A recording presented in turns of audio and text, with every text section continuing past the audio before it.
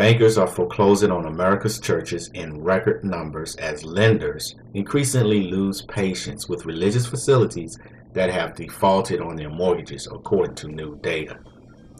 The surge in church foreclosures represent a new wave of distressed property seizures triggered by the 2008 financial crash.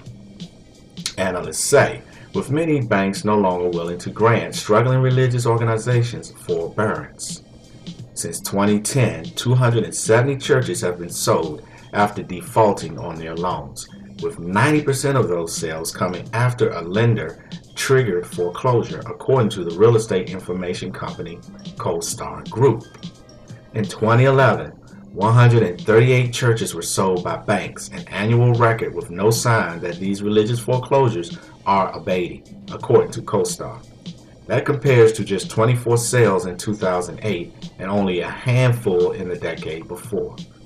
The church foreclosures have hit all denominations across America, black and white, but with small to medium-sized houses of worship the worst. Most of these institutions have ended up being purchased by other churches. The highest percentage have occurred in some of the states hardest hit by the home foreclosure crisis: California, Georgia, Florida, and Michigan.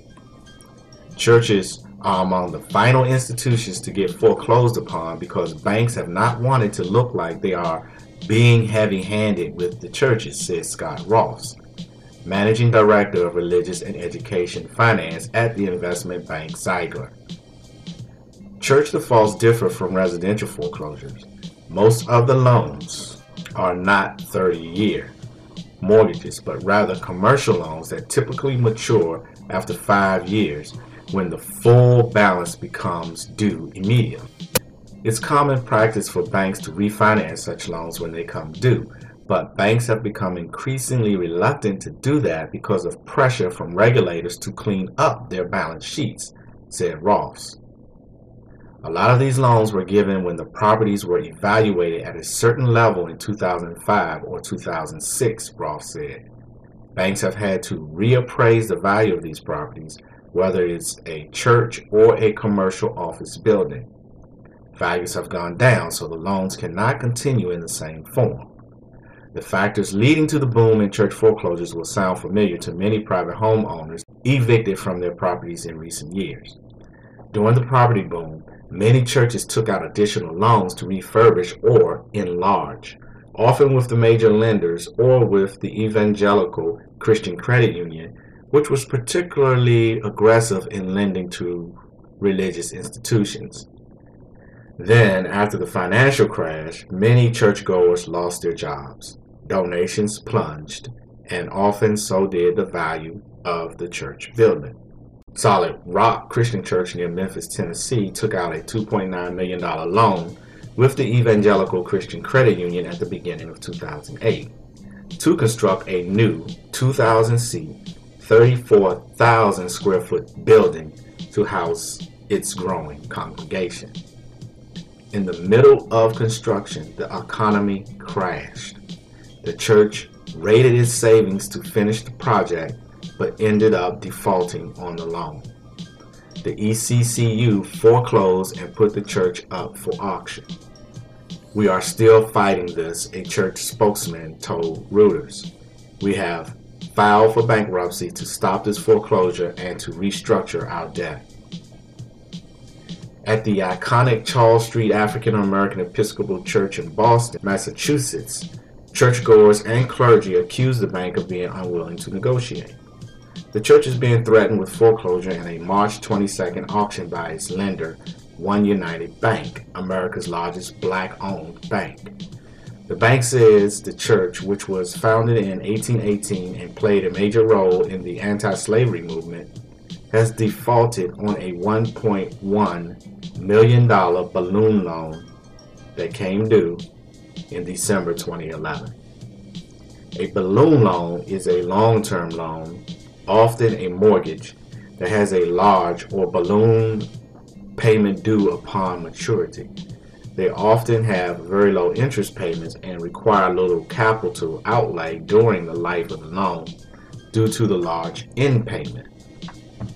The church is also involved in separate litigation with One United involving a 2006 loan of $3.6 million that financed the refurbishment of 2 buildings into a community center.